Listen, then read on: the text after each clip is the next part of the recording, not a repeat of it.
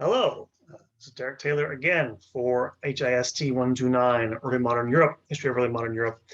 And this lecture is going to be on the Revolution of 1688.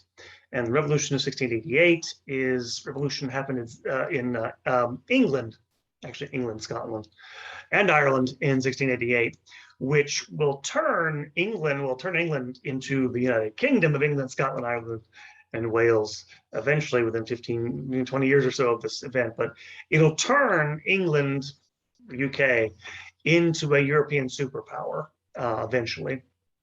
And it's important for understanding the rise of Britain as a power. They haven't been a power. I've mentioned this several times in the course of the earlier lectures. They become so partly because of things that happened in this event, and also because we've been talking about absolutism and its effect on European life. In this lecture, we're going to talk about the sort of one of the main alternatives to ideas of absolute monarchy that emerged in the early modern period. However, if you know anything about early modern Britain, you kind of know that sometimes there's a lot of tradition of taking, British government legal systems. They are the ancestors in some ways of modern American systems, but as being sort of a modernizing system, a modernizing alternative to absolute monarchy. As you've seen in the earlier lecture, like it's kind of backwards to a certain degree. Absolute monarchies, in some ways, the modernizing social political formation of the era. As we're going to see, this is a modernizing revolution to a degree. Otherwise, it's a kind of a backward-looking one, which is very interesting for our discussion about early modernity and are we getting on to the modern world. A lot of people like to look at England in the 17th century as a focus for modernity. So that's why we're doing this lecture. Without further ado, in the beginning of this, it'll be fairly long, this lecture, so let's get to it. Backdrop to our little background to this.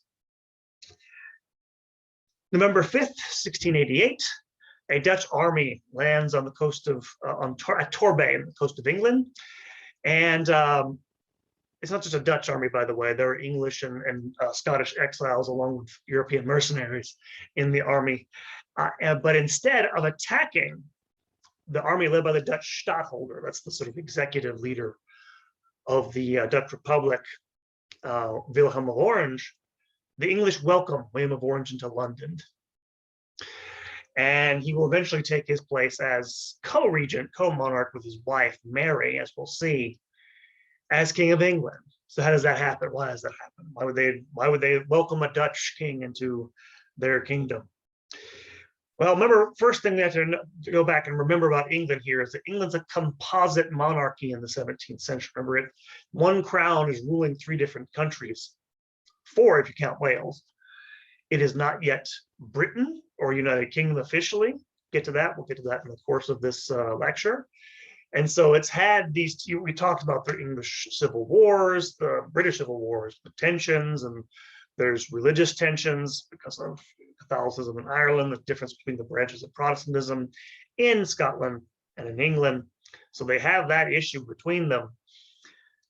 This is what Europe looks like around 1690. We kind of mentioned earlier, we've gone through some of this.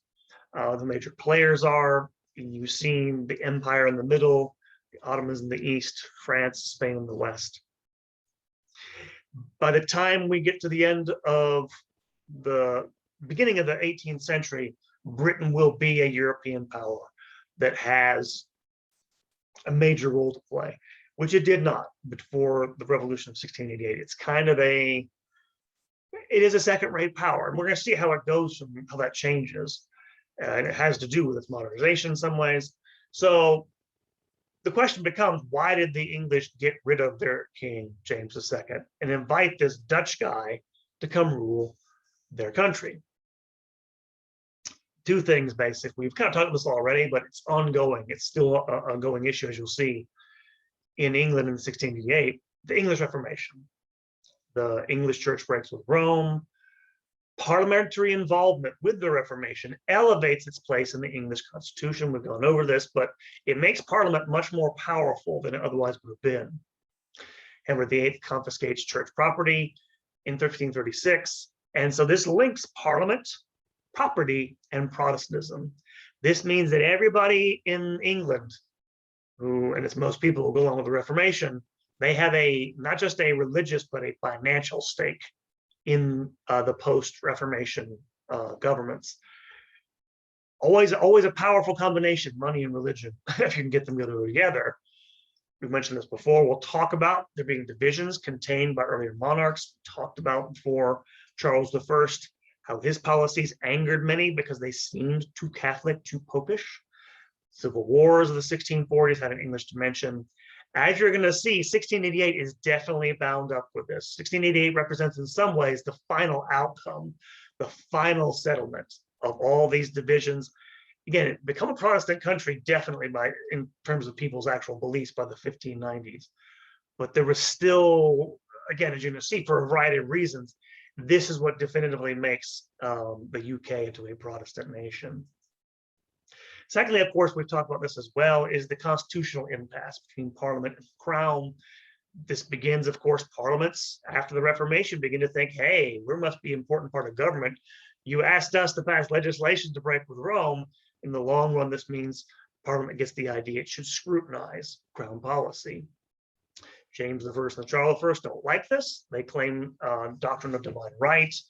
James manages basically to sort of have a peace with his parliaments. Charles doesn't. This leads to his downfall. And of course, differences over religion and foreign policy are, I should say foreign policy, but also control of military, big ones, are main points of contention under Charles I, whether or not to get involved in the 30 Years' War. So one thing to keep in mind about the Revolution of 1688, it is a European phenomenon, as you'll see. It is not a self-contained English or even British phenomenon. There's connections to the rest of what's going on in European history. So let's come to the Restoration. I left off last time I talked about Britain, its history. They rule for a few years as a republic. They get tired of it, or the army gets tired of it, and Oliver Cromwell takes over, styles himself Lord Protector. He's basically a military dictator. He dies, tries to leave his position to his son, who just can't do it. And eventually things break down, and the English decide to bring back the Stuart monarchy in the person of Charles Stuart, the son of Charles I, who reigns as Charles II. So in the Restoration, those two big issues are looming over everything. He's restored in 1660, but in the end, and by the way, when this happens, it's seen to be this miraculous thing. Like, how did this is, he had his father executed. Same people who executed his father basically invited his son back. And the reason why is they couldn't think of anything else to do once Cromwell was dead. Cromwell's charisma and his ability to lead the military is what kept the country together. So what else you do? You go back to what you know, tradition. When he comes back, he has a delicate problem, Charles II. People that brought him back are the people that made the revolution. He's got to reward his supporters who've been with him in exile, who hate those people who made the civil wars happen. And so they come to a real uneasy settlement in the early 1660s. I won't go through all the legislation, but you pass legislation. They try to turn back the clock, basically, although they don't restore a lot of the more egregious aspects of Charles I's reign, or even earlier Tudor reigns. Things like the Court of Star Chamber, if you know what this is, it's a special court. Long story, but things that were a real point of contention, they never come back. So the instruments of Tudor Stuart control in some ways are done away with, but otherwise you're going to try to have things put back as they were. In particular, the Church of England. The Church of England had been abolished in the interregnum period, 1649 onward. It's restored, and this is controversial because a lot of people got used to living. If you don't know, Cromwell, the English Republic was not. Cromwell was basically believed in religious toleration. He was what was called an independent. I don't want to go through the distinctions about this theologically speaking, but he didn't believe in the idea of a national church. He thought churches were just locally voluntary bodies of individual Christians. So he left people alone. Even Catholics were kind of sort of left alone under Cromwell. The gentry class, who is the people and who's really anxious to bring back the monarchy. They hate this. And the reason why, by the way, is they associate religious radicalism with social order, social disorder, and chaos and anarchy. So they insist upon the restoration of the Church of England as a prop to nobility and the gentry class, and it is. And so they eject, and it's on the basis of an Anglican settlement, which definitively basically gives the Church of England bishops. A lot of Puritans, later on other Christians who couldn't handle this, become called Presbyterians because they want a model of church government that doesn't involve that, only involves elders. So they don't believe in a ministerial priesthood, in other words. I don't want to go into this too much. The whole point is they eject all of these ministers who can't accept this. And they basically try to make illegal church bodies outside the Church of England. They pass laws against, for example, having church meetings, basically banning other types of churches. And so you have their resettlement of the Church of England this way. Even though, and I said they're trying to turn back the clock, they can't. you can't undo the fact that, oh, when push comes to shove, we executed a monarch. You can't really get rid of that.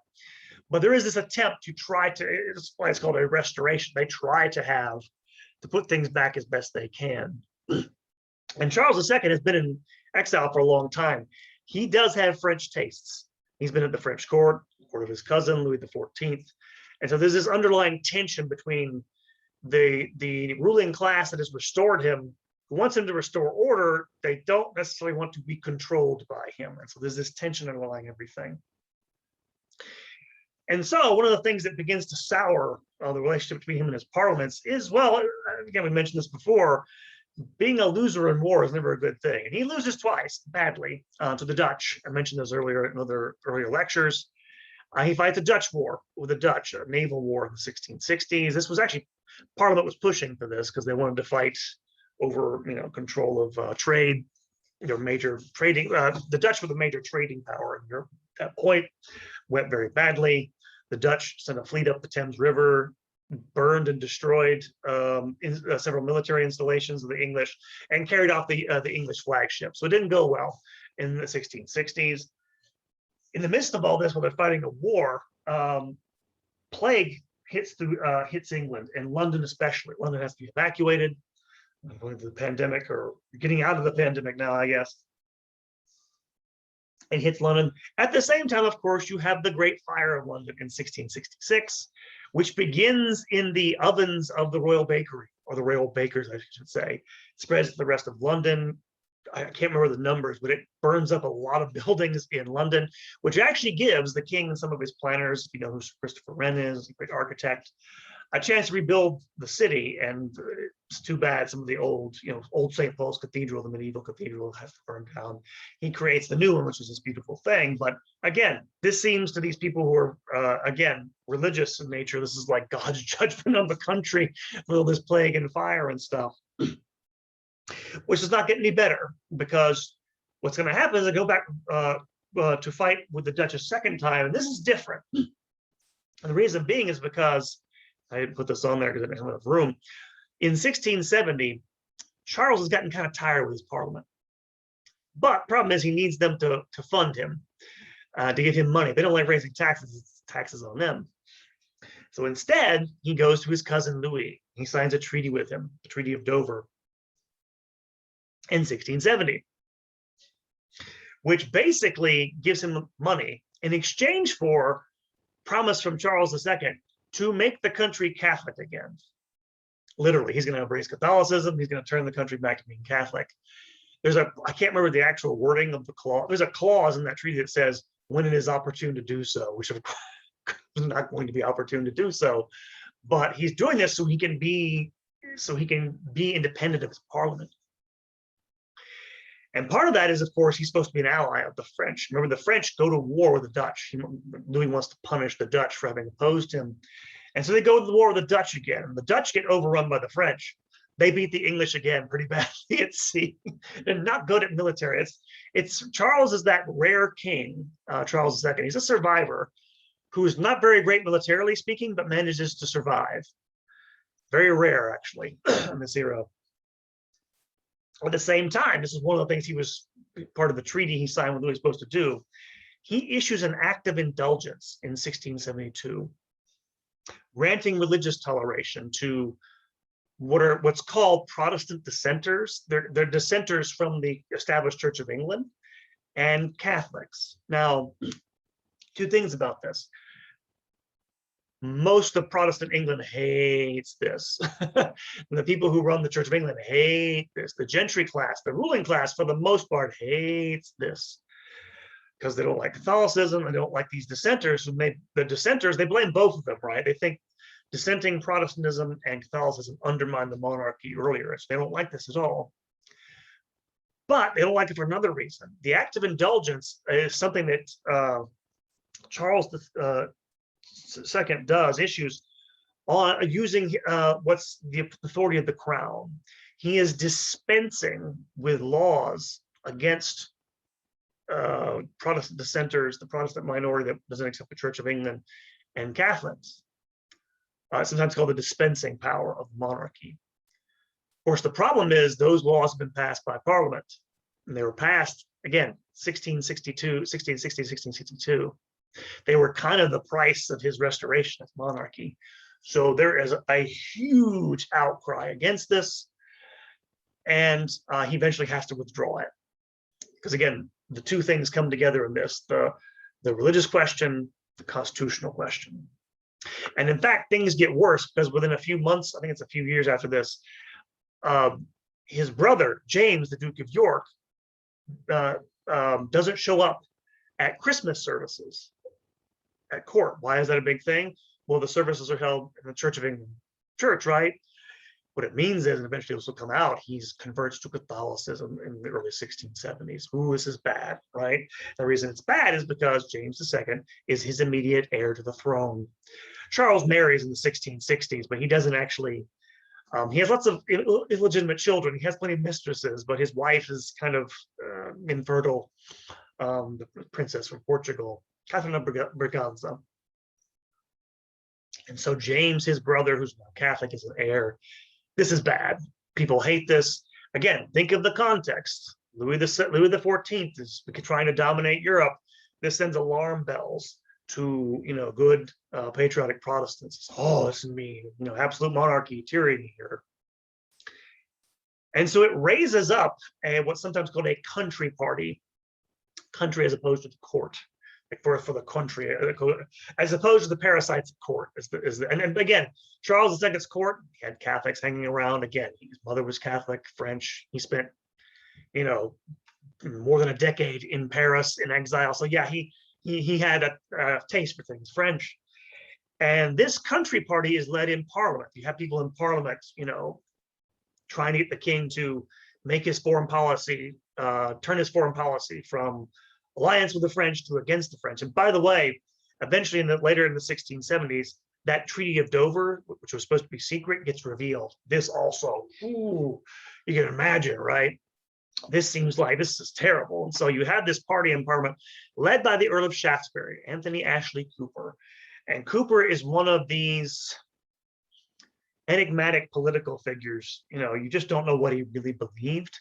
He initially fought in the civil wars on the side of Charles I. As soon as it seemed like the king was going to lose in 1645, he switched sides to Parliament. When he became a parliamentary counselor, was in councils of government all the way through the interregnum period. As soon as it seemed like the monarchy was about to be restored, he switched sides. He was rewarded with an earldom for that. He comes the Earl of Shaftesbury for his turncoatness, if you like. He's made he's made one of the king's counselors. There's you ever heard the phrase cabal?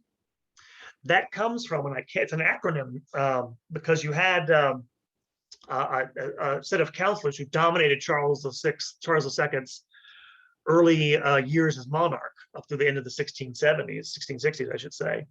And it was the term cabal is a sort of acronym for all these different lords. I can't remember the names of them. One of them is Shaftesbury, Cooper, or maybe I can't remember if it's the C or the A in the name, but like all these different names makes up a cabal. So he was in good with Charles II. What turns him against him is that act of indulgence, and all of a sudden he gets kicked out of his council. actually maybe before this, but now you have them at loggerheads. And Shaftesbury he's a dangerous guy, to be honest with you. He's pretty ruthless, and he wants to use all this to again, I'm not sure what he wanted actually, but he was using this to put pressure, serious pressure, on the king to bend his policies. Again, you have to remember, at this point, they don't see. It's hard to. I've been talking about all this stuff for all these lectures. People don't think politics in the sense of, you should put pressure on your governors to change their policies. That's a horrible thing to do for a lot of people, right? Your ruler is supposed to be ordained by God. Putting pressure on them is a bad thing. They don't have, as of yet, they will not for another 100 years, have an idea of a loyal opposition. Does not exist. This is a dangerous game Shaftesbury's playing. He knows it. What gives him a chance to actually pull this off is something called the Popish Plot, which I won't delve into here. I'm going to talk about it when I get to the my lecture on the press in early modern Europe. Popish Plot was this fictitious, made-up plot to kill the king. Long story short, a deranged Anglican clergyman named Israel Tongue went to the king, went to Charles II, and told him there's a plot among Catholics, Roman Catholics, to kill you. And the Charles II didn't, after initially listening to the guy, take it very seriously.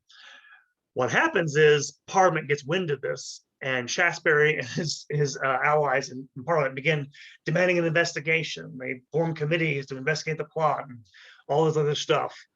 And all of a sudden, what happens is you start having them take testimony from witnesses to this alleged plot. And eventually what happens is they whip the country up into hysteria. In fact, what happens is the judge who's investigating this initially gets murdered. Still to this day, no one knows why he gets murdered. There's somebody may have committed suicide. But this sends the entire country into a panic of epic proportions. And so they seize on this in Parliament, and they take advantage of this because this is actually kind of separate. What happens is by 1679, there's such an outcry against Catholicism that Shaftesbury and his allies try to introduce a bill into Parliament, an act of exclusion, in order to exclude Catholics from inheriting the throne. This is obviously aimed at James II. Charles II immediately dissolves Parliament, but there's such an outcry in the country, he keeps having to call it because he can't get away with doing away with it.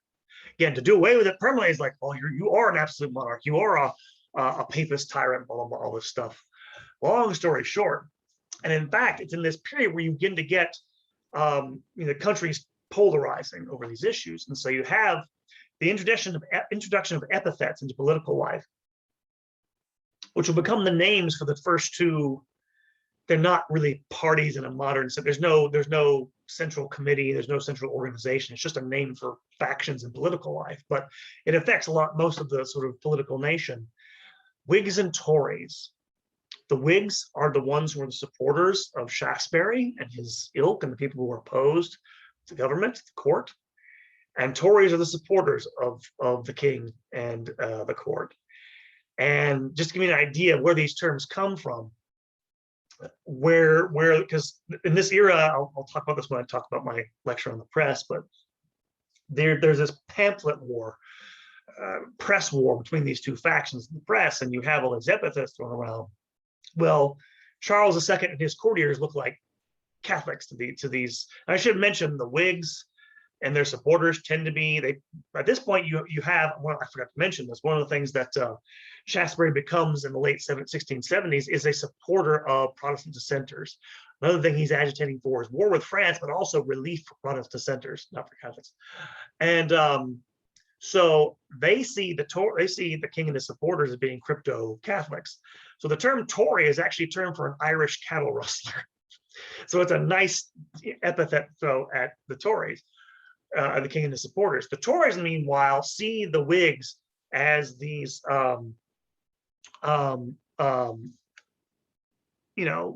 low-bred. It's a snobbish thing. Low-bred, Puritan fanatics. And so, what is their name for them? Whigs. Whigs is a name for Scottish cattle thief. So it's this wonderful play of religious and ethnic slurs, right? Which comes to define these polarized terms. And what happens is, I won't go through this in much detail, It seems like, by the way, there's going to be a civil war. It becomes close to having a civil war. In fact, in the height of this, probably worse, 1680 or so, they have elections for the sheriff of London. Election for the sheriff of London. And when they have elections for the two candidates, they're Whigs and Tory candidates, not officially, they side with those factions. They have the supporters of both sides coming to the polls with weapons. Like it's very close to coming to blows. What happens is the end of August of 1680, Charles II falls ill. And what happens is slowly over time, when you get to 1681, people realize the king dies, there's gonna be a bloodbath. And the one thing is nobody wants another civil war. They are deathly afraid of it. And slowly what happens is Charles begins to gain the upper hand. Public opinion begins to turn a little bit in his favor. And what he does in 1681, I think in March of that year, you can prorogue Parliament instead of dissolve it, as you can sort of adjourn it. He calls the party, he had prorogued it several months earlier, he calls it to meet again. But this time, this is the thing you don't know about parliaments back then, there's no official meeting place. They can meet anywhere. So he calls them away from London. The reason that's important is because London is basically controlled by Whigs. The Whigs have most of their base of support in the city of London. The city of London is immensely powerful in political terms because it's by far the biggest city in the country. So he calls the parliament to meet in Oxford instead, bastion of royalism, supporter of, it was the capital of royalist England during the Civil War. And he calls them to meet there. And by the way, when the Whigs show up, when Shaftesbury's and supporters, again, they show up armed to Oxford. Again, this is how tense things are. And by calling them away from the base of their support, it kind of undercuts them. And instead of, he gives us kind of a brusque speech, he opens up the parliament, says, basically tells them to all go home. Gentlemen, go home. I will trouble you no further, and dissolves the parliament, never to call it again the rest of his reign. For all they had a lot of support, the Whigs depended on Parliament as an institution, being in sitting, to have power. It undercuts them. Within a couple of years, this drives Shaftesbury and some of his allies they're actually planning on, they seem to have been planning some sort of trying to overthrow the government. He's driven into exile along with his secretary John Locke in 1683, and it seems like Charles II has triumphed. And I should mention in all this, by the way, by the end of this, he's getting even more money from Louis XIV, and one of the reasons why is Louis XIV wanted to support Charles, wanted an ally. He didn't want Charles to get too strong. So during the middle of 1670, he started paying off his enemies in Parliament too. That's right, Louis XIV was giving money to the Whigs too. Once the exclusion crisis was over, he could bring James II had to leave the country and go to Scotland. He brings him back from Scotland. Louis XIV doubles his pension basically, and Charles can rule without Parliament now. If he had lived long enough, if his successor had been a little more astute, there might not have been any revolution, long story short. And so his brother does come to the throne. And mainly because people have, okay, we have to be loyal to monarchy. Yes, he's a papist. One of the reasons why, by the way, they did this was partly for those reasons already mentioned. They wanted to avoid civil conflict. James II had a wife, a Catholic wife, but she had seemed to be barren. She'd never had, Mary Modena her name, never had any children. There had, plenty of attempts, never came out that way. Like, okay, we'll accept him for now. His daughter, Anne, from a previous marriage when he was Protestant, was a good English Protestant, would come to the throne. Like, okay, we'll wait him out. That'll be fine. However, of course, even at this point, you still have all this unfinished business. The question of, again, Catholicism, can we tolerate it? Fear of Catholic Europe is heightened during the Restoration, obviously. Restoration did not solve the question of sovereignty. Even at this late date, 1685, they're not really sure. Definitely did not solve the problem of the religious settlement. There's still, Protestant centers still exist. So the Restoration doesn't solve those things. So what happens to make this all go bad? Well, for a long time, English historiography knew what James II. He was a tyrant. He was a papist who wanted to establish his religion with swords. And he, by the way, James II, if you don't know who he was, he'd been a military man, a soldier, not really a great commander, but a fairly decently brave guy enough, not intellectual, converted to Catholicism, at least in part. Actually, I say partly because he did see it as, a bulwark for order. He was a believer, by the way. He was a sincere. He believed in Catholicism as a for religious reasons. But he also, again, for a lot of people, it looked like, oh, this is the religion of order. This Protestant stuff looks like rebellion by the late 17th century. So what happens? By the way, he's elected. He meets his first parliament. In the interim between its close in 1681, Charles had actually managed to rig parliamentary elections to get favorable people into parliamentary seats. So he had no problem with his first parliament. What happens initially? What happens is you have two simultaneous rebellions in 1685. One by the Duke or the Earl of Argyll in Scotland, coordinated with, and much more seriously, the Duke of Monmouth, meeting in the west of England. And the reason why Monmouth is more dangerous, he was the illegitimate son of Charles II. And a lot of Protestants, especially in the lower orders, rallied to his cause. Nevertheless, James, being a military man, his army dispatched them pretty quickly. In response to this, he had a standing army, which they did not like anyway. Again, I go back to the Civil War. One of the things that started that was that, Charles needed to raise an army to put down the rebellion in Ireland. Parliament didn't trust him, even though kings had traditionally been, they were in control of the army, supposed to be. And so James has a standing army, which they don't like. He enlarges it after these rebellions, which again, you can see as a fairly, but they didn't like it. It made them a little nervous. What made him nervous, by the way, James II, is Monmouth and Argyll had launched their invasion from the Netherlands. Why is that important? Because the daughter of Charles II, Mary Stuart, had married the Dutch stadtholder Wilhelm of Orange, and he did nothing to stop these rebellions going on. Again, might be some hint he wanted them to succeed. So this is why James is like, I'm gonna enlarge my army. Moreover, he felt, okay, this is now I'm going to ask Parliament, because they seem to support me in this in putting down this rebellion. He asked them to repeal, it should be plural, Test Acts. These are two acts that have been passed in the 1670s during the height of the Popish hysteria, basically requiring, what it says, religious tests to hold public office in England. You had to take communion in the Church of England once a year to be able to do that. He wanted to repeal these. Again, he wanted to repeal these for his fellow Catholics. And Parliament refused. They were not willing to do that. Again, their thinking was kind of, we're going to wait this guy out. We don't want to give any more toleration to Catholics than we have to do. He's like, I wonder how loyal they actually are. And so he dissolves the Parliament at the end of 1685. This is where things begin to go downhill. Secondly, he begins to try to, instead of using Parliament, he begins to try to get legal cases initiated that will allow him to use his dispensing power. Remember that dispensing power his brother had used to abrogate laws that Parliament had passed, I think he had signed? English judges wouldn't go for it. And so what he did was he removed those judges and replaced those with ones pliant to him. This made people very nervous. And he got what he wanted. In 1686, the case of Godden versus Hales ruled that, yes, he did have the power to dispense from laws signed by Parliament.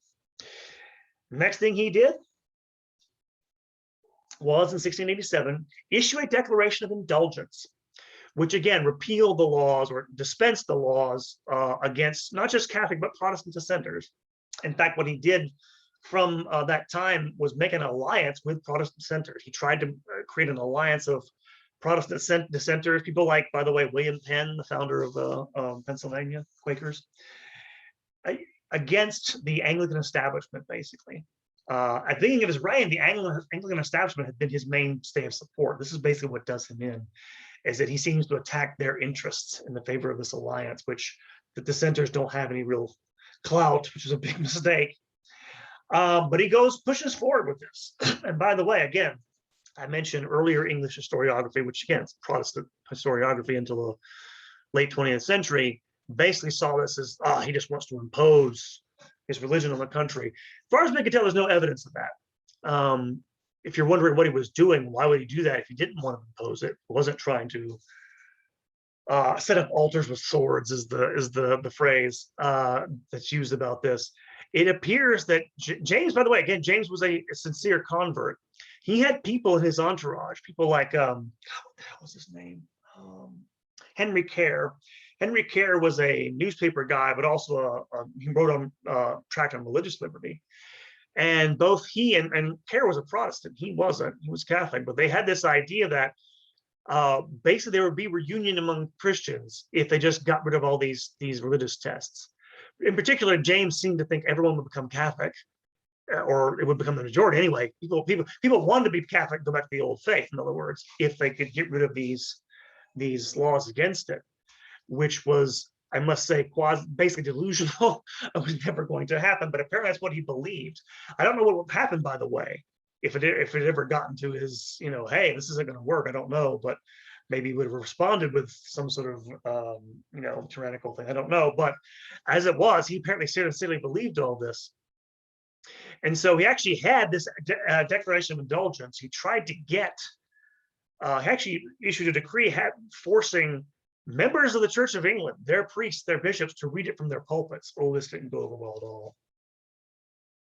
Moreover, he begins in late 1687 to try to, again, remodel corporations, charters of corporations, towns that send representatives to parliaments, so he can stack parliament with his own people who will go with this, go along with this Declaration of Indulgence. This is making the political nation very nervous. And then finally, in 1688, 7 bishops that are actually put up to this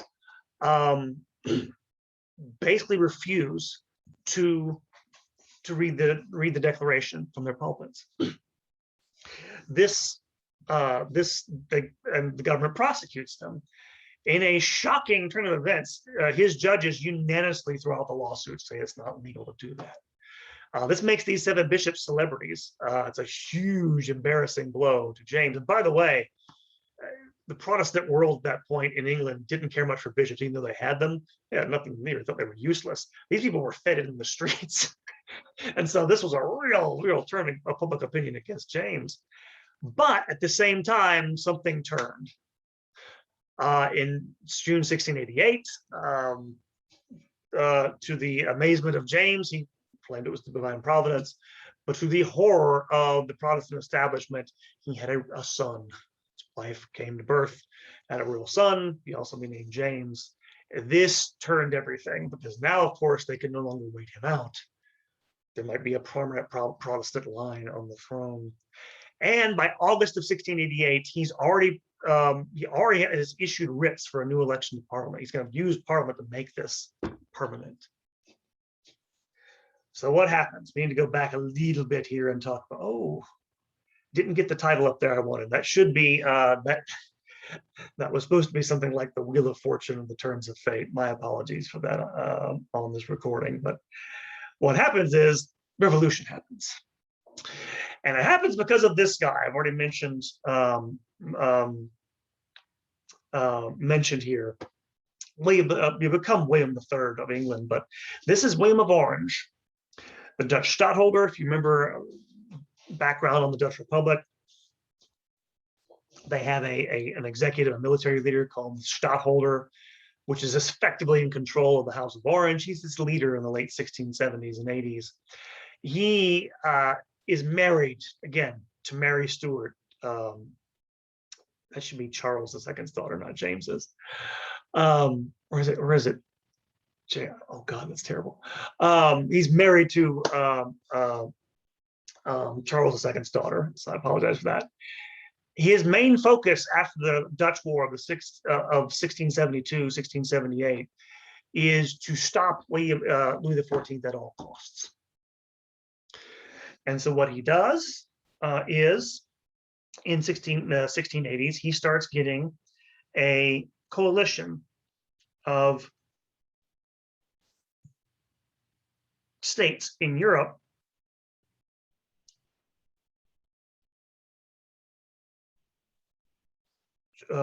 against Louis XIV, and they form the League of Augsburg in 1686. And in fact, he will eventually turn his attention to England, because of course his wife is English. And eventually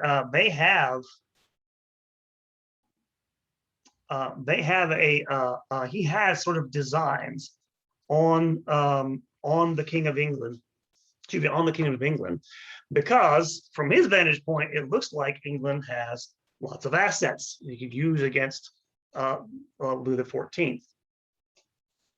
And so he, in 1687, sends an ambassador to England to do something or other, whose real purpose is not to actually talk to James II, is to talk to his opposition. In other words, the opposition to James is already colluding with a foreign power a year before all this happens. So, and this is how we're going to go through things here. And well, I should mention this. Oh, minor point.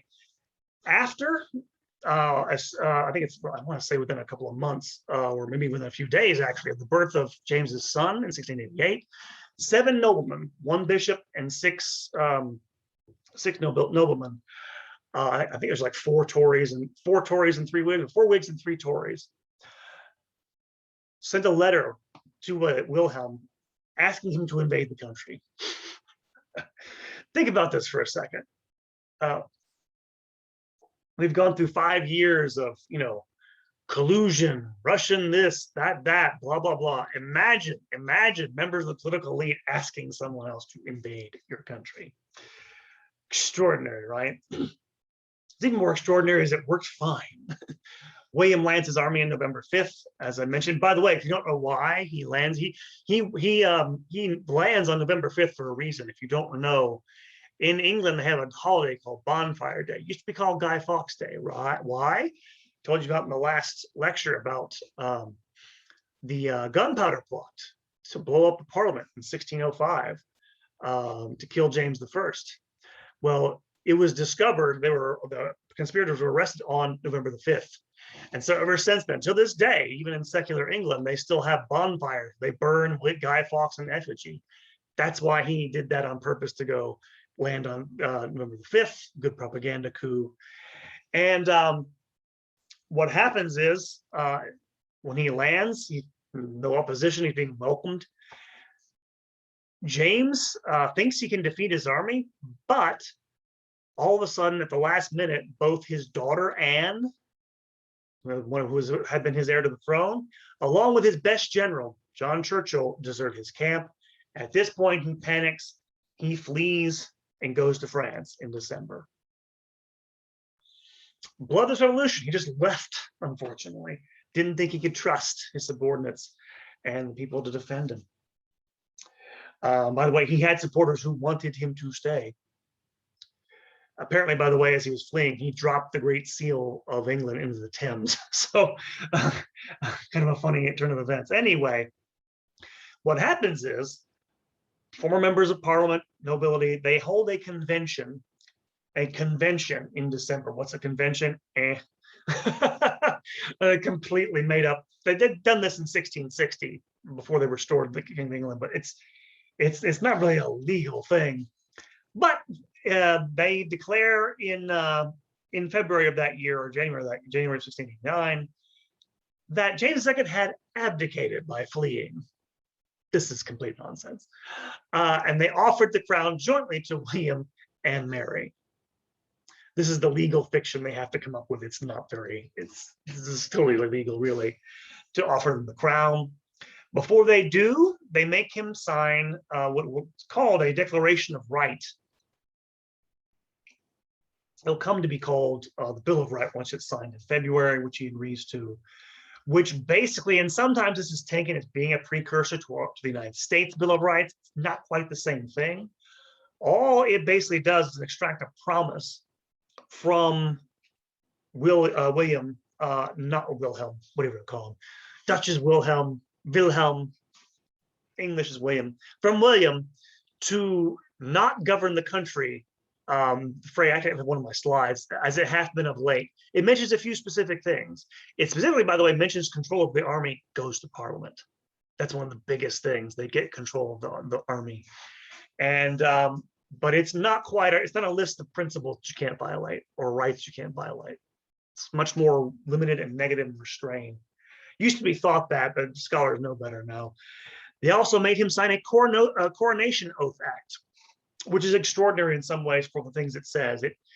Well, first of all, basically he has to uphold the Protestant religion. So that's the first thing, that's the main thing. They don't want another Catholic. But also they pass an act of toleration. This is the final settlement of the religious question, finally, at the end of the 17th century. Again, this is not a modernizing document, as we'll get to in a moment, but it's necessary. Why? Because Mary Stuart, because what's happening is the Church of England is going to remain the legally established Church of England, but they have to grant toleration. Why?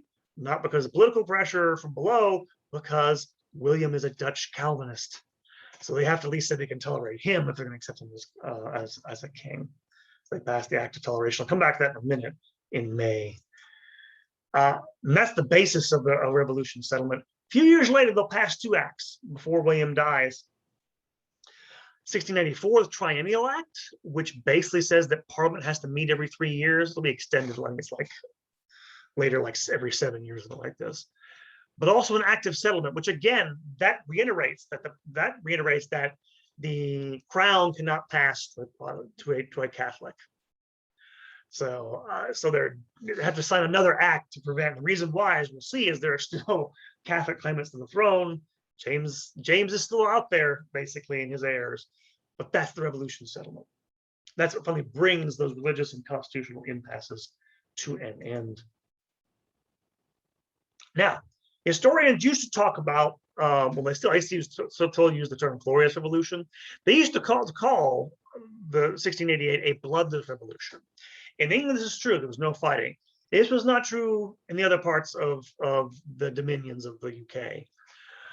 Above all, in Ireland, in 1689, James landed in Ireland, raised an army. He is defeated at the Battle of the Boyne in 1690 by William III.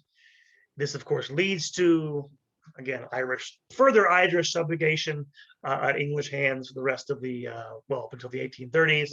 So this is the devastating. And of course, there's bloodshed there. There's bloodshed in Ireland. There's what's called a Jacobite rising in Scotland. Jacobite goes back to the Latin name for James, his supporters in Scotland. They're also called that in England. Jacobites, who mostly, by the way, in the northern part of Scotland, the Highlands where the clans are, not the lowland parts, whereas Edinburgh, the big cities, tend to support Protestantism. And they fight a few battles. They get defeated by 1690. The fighting's over. However, there's a major bloodletting. Well, there's a real awful bloodletting in 1692 at the very end of all this, when they're trying to settle things down. By then, Mary's there for Mary is a co-regent because she has Stuart blood. Otherwise, this doesn't matter. I hate to say that, but she's there to give the appearance that this is actually a legal thing they did. What happens in Glencoe massacres, they're trying to pacify the Highlands. And what happens is they're trying to get former members of the Jacobite Rising to swear oaths of allegiance to the new regime. And one of these clan leaders is a guy named it's Alistair MacLean. Alistair MacLean is the MacDonald. He's a chief of a MacDonald clan, and we have clans in the Highlands. It's very clannish, that kind of social structure. And he's supposed to set out to sign an agreement with the new king, but long story short, he gets messed up. He goes to the wrong place. And so what happens is he misses the deadline for signing this agreement But it seems like they give him assurances that this is going to be fine. And so what happens is soldiers from a rival clan who have already made that agreement by a man named Robert Campbell from the Campbell clan seek shelter with McLean and the McDonald clan in Glencoe, a place called Glencoe. And they stay there for 2 weeks, and they're eating and they're doing fine, everything's fine. Then all of a sudden, on February 13th of 1692, all of a sudden the Campbells, they cut off the ends of the village. Soldiers are sent there, and they basically massacre their host. They kill McLean. I think they killed McLean. They kill. I don't even McLean got out. They kill somewhere between 30 and 40 people. They kill people in their beds. They kill a couple of women and children. Awful, awful thing. And this is done, by the way, on William's orders. The king's order said, quote, put all to the sword under 70. This is by the king's special command for the good and safety of the country. These miscreants be cut off root and branch. So it's a real awful, does damage, by the way, back in England to the government because of this. Pretty ruthless thing to do. And there's some thought behind this. This was actually may have been pushed by the rival clan, the Campbells, to get at one of their rivals. So there's all sorts of nasty things going on here. One interesting side note about this, I've never read any of these books. I've never watched the show. Apparently, the Glencoe massacre is the inspiration for a scene in Game of Thrones. I guess this is, I have it down here in my notes, the Red Wedding Massacre. I don't know what happened in the Red Wedding Massacre. I guess somebody gets killed at a wedding. I guess this has to do with like marriage and stuff like that, but it's actually inspired by the Glencoe massacres. You can kind of see it's an awful thing to do. But then finally, of course, there's actually violence in the North American colonies. I mentioned this earlier briefly. James had tried to organize the North American colonies into a much more firm governmental structure, but a more, absolute form of government there. And colonial governments are overthrown from Massachusetts all the way down to I want to say down to the Carolina. I don't know, but there's a bunch of them get overthrown. I guess down to Maryland, I should say. And there's violence in places like Massachusetts, Maryland, other places. They get overthrown in the Leeward Islands, in the Caribbean as well. There's no violence there, but the government flees. And then more than this, of course, doing all this means, of course, the French control Canada. This means you automatically go into war in the colonies against the French in 1689. Mostly in New York and Massachusetts, where they're on the borders, of course, with Canada. It gets called King William's War. So there is bloodshed in all this. And all of this, of course, as we're going to see, the whole point of this not for the English, they just want to get rid of their king. This was part of this European power politics thing. And so it's amazing when you think about it. Rulers of a country invited somebody else to invade, so they go fight their wars for them. It is kind of crazy when you think about it that way. So here comes a question. Is this a modern revolution, a modernizing revolution? I asked the question because there have been several books written to this effect, not just by Stephen Pincus is one of the big ones, American historian. First Modern Revolution, I think is what it's called. I think there's some sort of conservative or right-wing pundit type who wrote a book about this. Starts with Barone is the guy. Something. Anyway, I don't read that stuff. Anyway, but still, there's this idea. This is modernizing. Sort of. We'll get to this. We'll talk about it. It's complicated. It's complicated, like many other things in life. So let's compare some things. We talked about last time my lecture on the social contract. Is there any of that involved here? Well, the new coronation oath that they make William and Mary swear stipulates that the duties monarchs have to their people. Doesn't say, by the way, you can overthrow them if they don't do this, but it does stipulate that you have duties to the people, so there's that. On the other hand, as soon as Parliament meets, they suspend the Habeas Corpus Act. You know what habeas corpus, right? This is yeah, it has to do with your right to trials and stuff like this. It has to do with legal immunities. It's suspended almost immediately. Why? Because they want to arrest supporters of James who are still in there. They're still supporters of James, so they immediately undermine the law themselves. Yeah, it's bad. It's bad when the king undermines Parliament's law. The Parliament can do what they want. So, I guess this has nothing to do with modern. It's just hypocritical and kind of awful. But there's that. Toleration Act, of course, allows for religious toleration. I mentioned this earlier. This sounds like a modern thing. It's not. It's limited to Trinitarian Christian. I messed that up. Only to Trinitarian Protestant Christians. Catholics, they're Unitarian types and people like that in England at that point. Jews, atheists, they are all excluded from this. Quakers are excluded from this. So it is not all encompassing. It was just meant to be a salve for William, basically. It is very, very grudging. And in fact, the Church of England retains its status, even though it's no longer the only legally allowed religious body in the country.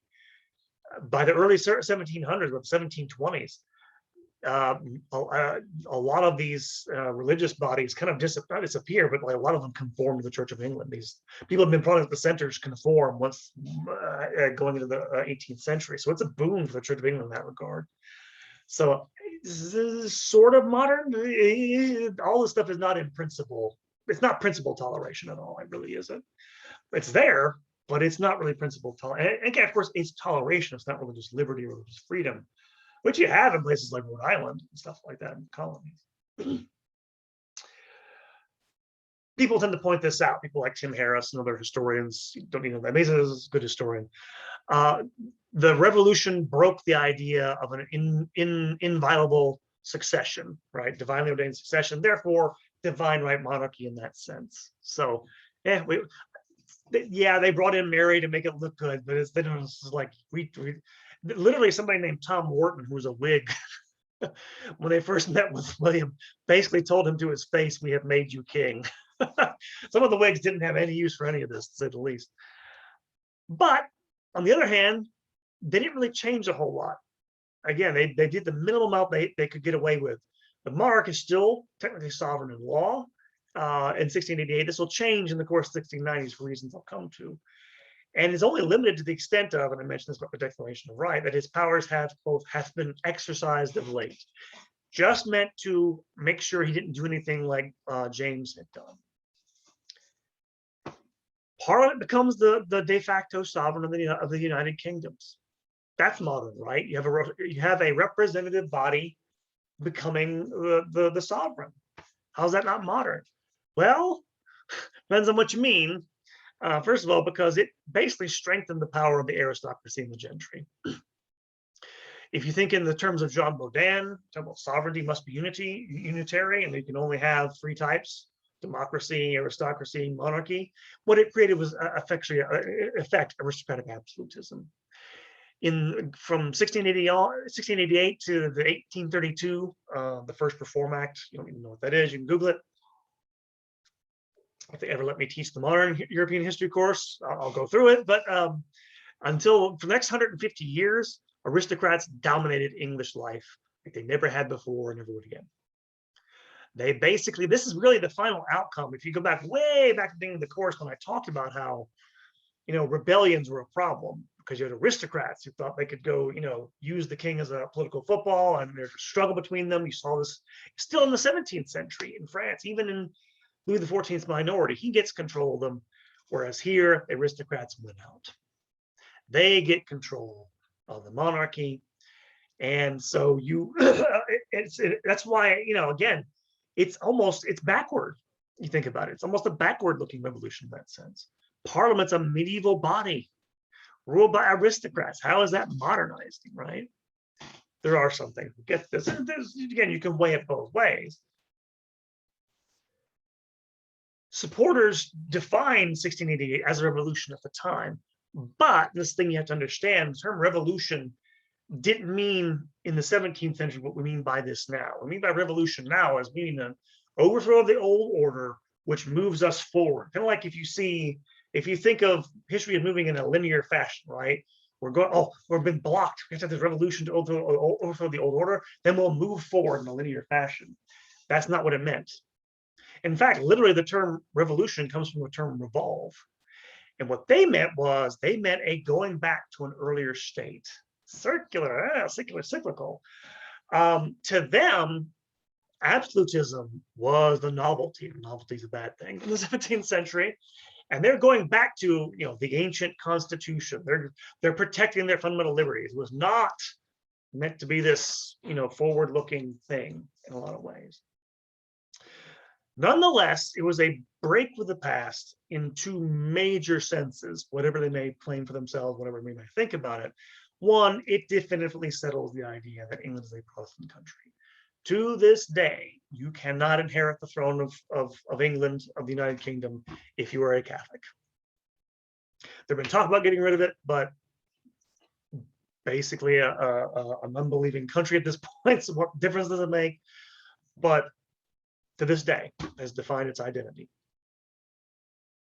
Second's obvious, it ensures the permanent existence of Parliament. That medieval body, which again, later on, it changes over time, and you're going to get like it'll become, they'll do things that contribute to a modernizing event, modernizing trends, obviously. But it's weird that it comes from this essentially backward-looking look at the world. Perhaps the most revolutionary thing about the revolution in our sense of the term, is the financial fallout, the financial administrative fallout. I should say a financial and administrative revolution, but whatever. Two things. Well, one thing, basically. Two things. The creation of the national debt and the Bank of England. Why are these important? Well, first of all, they created the Bank of England in 1694. What they did was they took subscriptions from citizens to create this. It's a private bank, but it is the bank of the nation. It handles all the currency and everything for the country.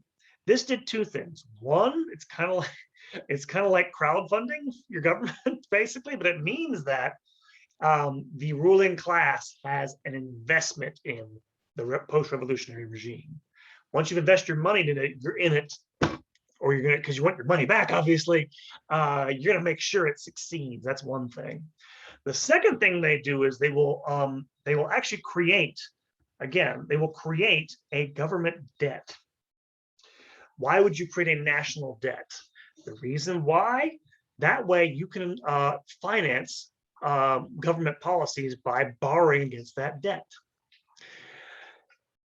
And I should mention, by the way, they're not the first country to do this. This is actually done by the Dutch in the early 17th century as a means of funding their wars and issuing public bonds, stuff like this. But the big thing is, again, the creation of a national debt and using debt financing to finance war, which, of course, remember, William wanted to become King of England. Why? Because we could use their resources to fight war against Louis XIV.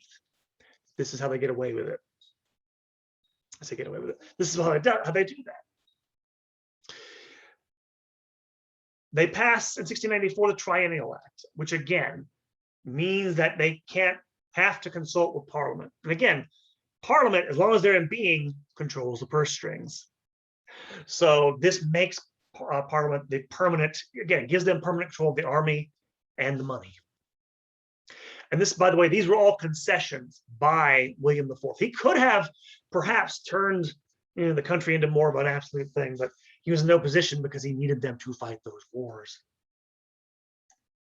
And then finally, one thing, I'll come back to this, I mentioned here, it's an administrative lap. I'll get into what censorship was like in the 17th and 18th centuries, but in a future lecture, they let the Licensing Act lapse. Licensing Act was the act that provided for, if you wanted to publish books or something like this, you had to get them screened and licensed. You had to have a government licensor stamp the book with a seal of approval.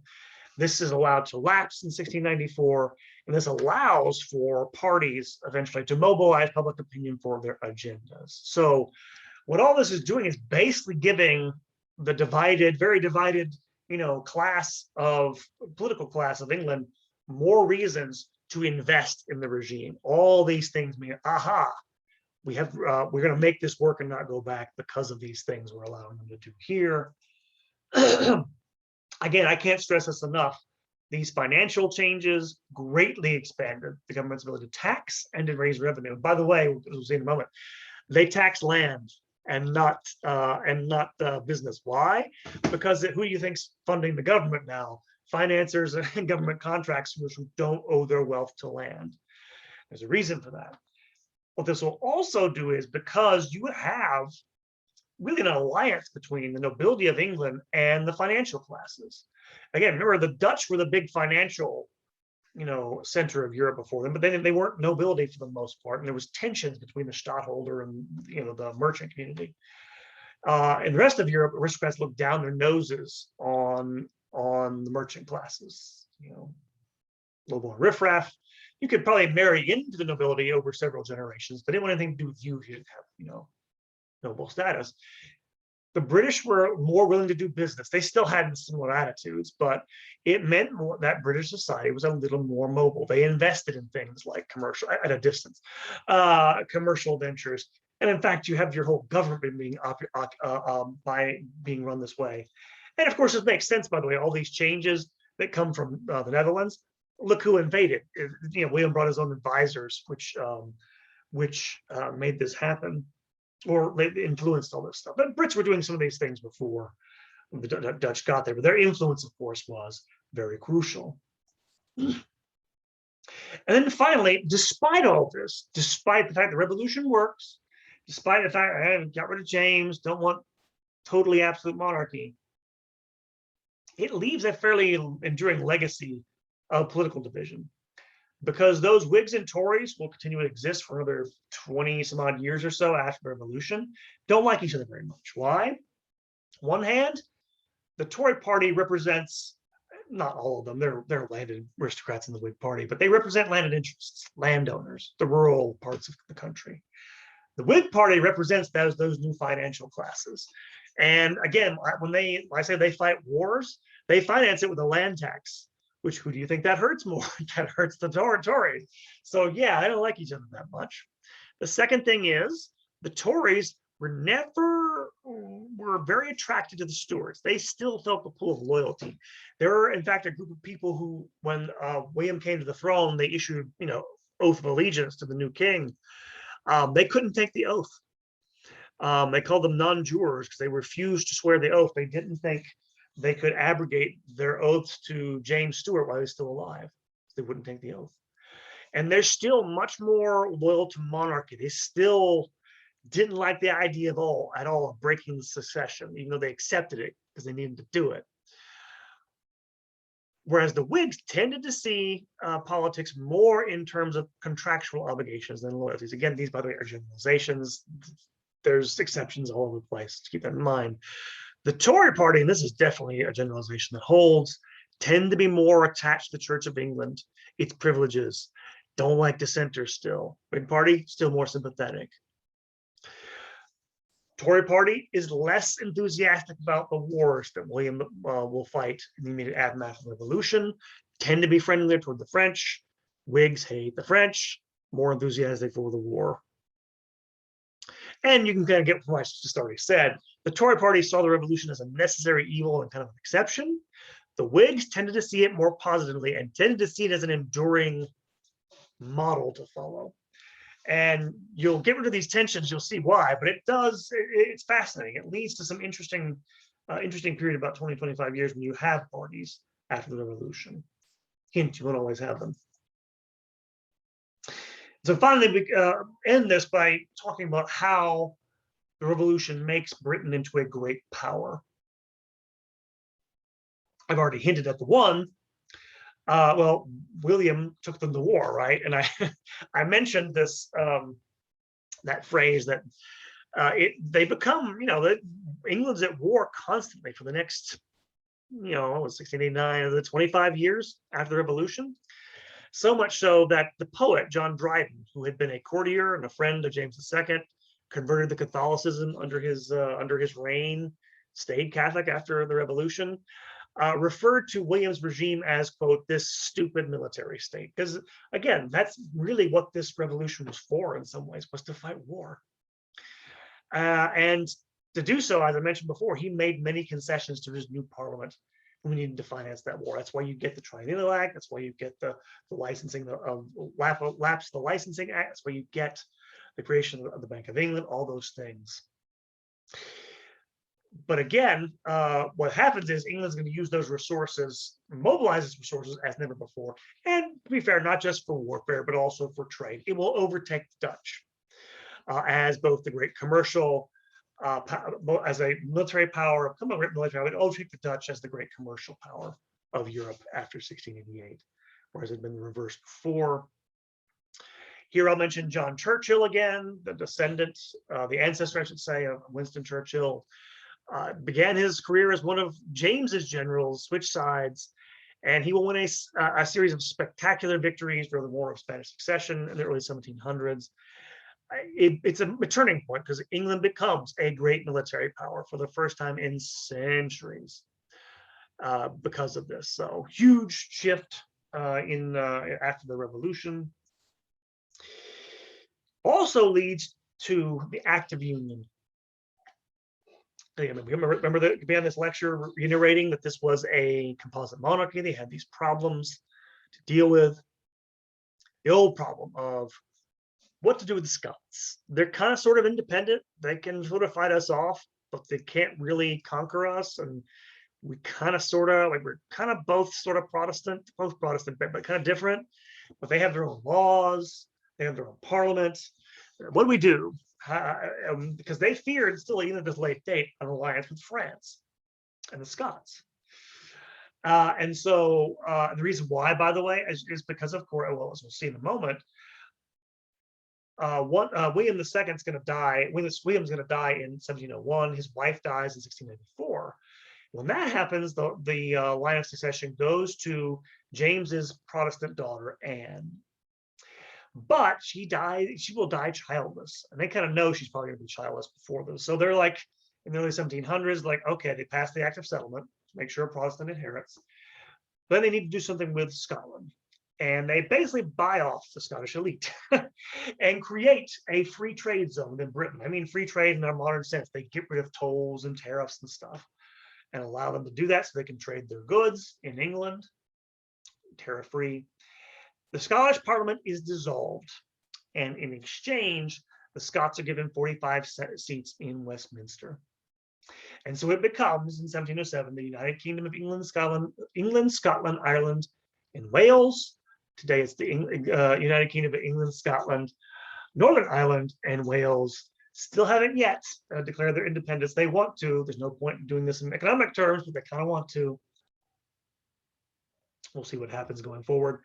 But effectively, the Scottish nobility traded independence for the financial security of an alliance with the English. And so settles that problem, basically, finally, in 1707. So I mentioned that party strife, which is interesting. I don't have time to go into it after that happens for 25 years after the war. So what happens to change all that? Well, again, they passed the Act of Settlement in 1701. But what happens is early in her reign, ministers of the crown were still very powerful in government. And initially, she had ministers who were Whigs, who favored those sorts of policies. As the war dragged on, the War of Spanish Succession from 1701, because they couldn't defeat Louis ultimately, because that again, the even difference is the Whigs wanted to press the war until they took Louis out. They wanted to do the whole regime change thing. They couldn't do it. Of course, this war really hurt the Tories more than anything else. The Tories seemed to be more supportive of monarchy. So later in her reign, she dismissed all of her Whig advisors and took Tories on. Why does this matter? Well, she's going to die without an heir in 1715.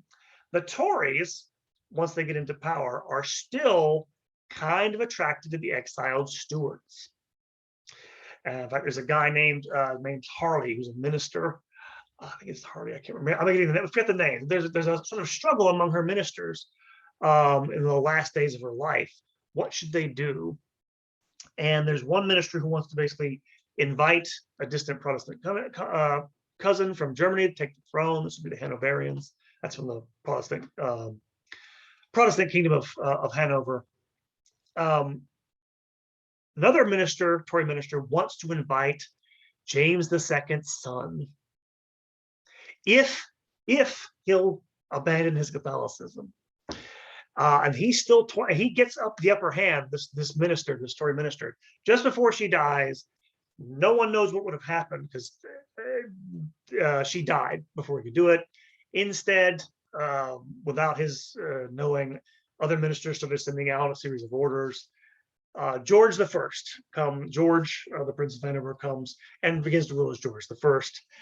And because they had been toying with this, the Tory party gets destroyed. It ceases to exist. The reason why, by the way, is George the First knows he owes his crown to the Whigs. For the next, basically for the next 1715, the next 70 years, 60, 70 years, this will be a one-party state. There will only be Whigs and independent types in Parliament. Again, not formal parties, but they're definitely Whigs in ideological terms. Until after the American Revolution splits it apart. So the end of a dynasty and a party. But it'll make for stability. Again, it makes for stability. England needs stability. Britain, the United Kingdom, needs stability after the revolution, after all these changes, which they get. They become a great power because of that. Nonetheless, it takes a long time to get that stability. There are 5 attempts to restore the Stuarts to their throne. I won't go through all of them. There are 2 that are mainly important. The first is the Jacobite Rebellion of 1715. This is dangerous, of course, because you've just had this change of regime. New king, but an old king had just died. Again, loyalty to dynasty died hard. The rebellion actually took most of northern Scotland. Again, those clan areas in the northern parts of Scotland. And this is the important thing. It had support of a bunch of English nobility. This one could have succeeded.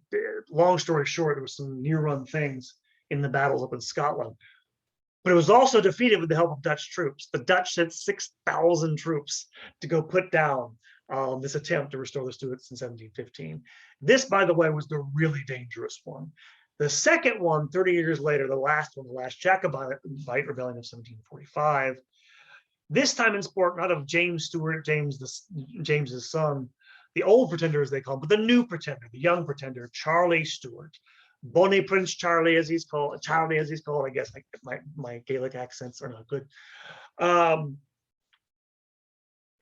Does land in Scotland, does draw a fairly significant group of people to his cause, but this is the difference this time. It's mostly peasants and artisans. The nobility stay out of it this time. And he has no chance. He's defeated at Culloden in 1745. And he goes off basically and he winds up dying in Rome.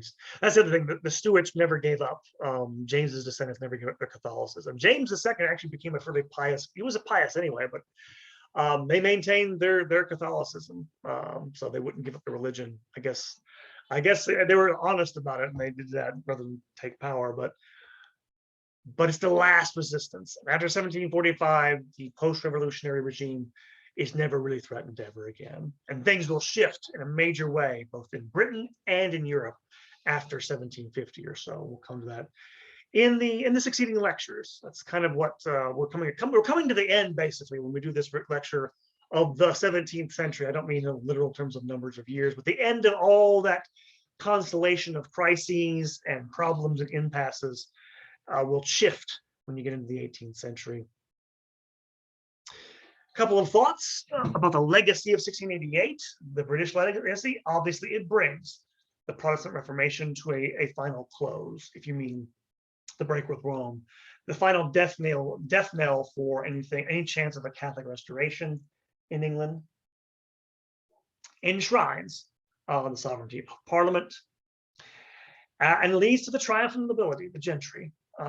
It becomes their country. They rule it with, I was saying iron. They don't rule it with an iron hand. They rule it well for the most part. England becomes a power under the tutelage of these aristocrats. Again, you wouldn't want to live under them yourself, but as you're going to see, they're going to become an alternative.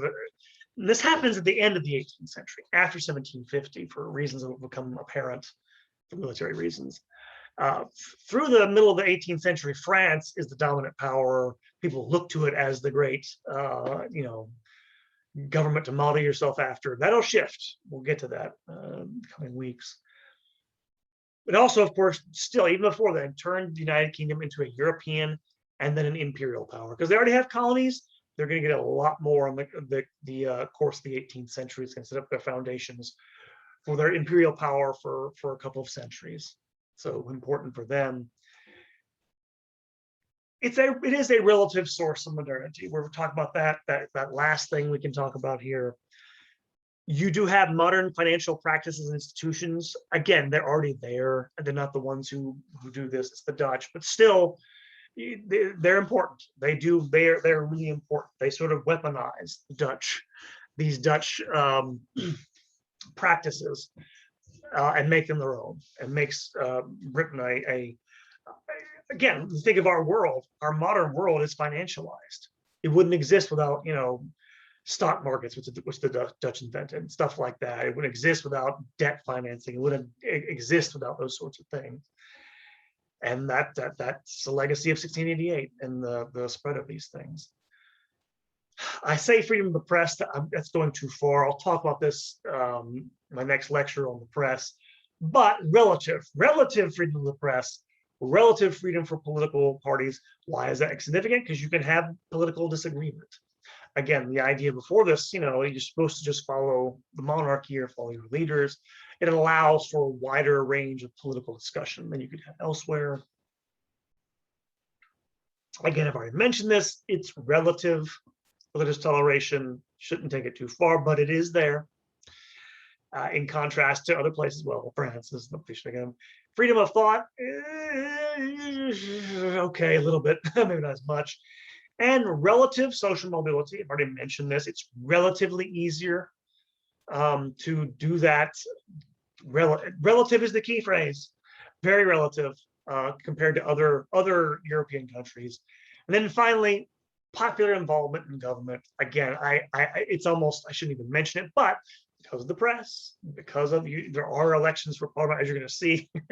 We get to the 18th century, they're not really real elections in many areas. They're kind of rigged, but it is a relative source of modernity, the 1688 revolution.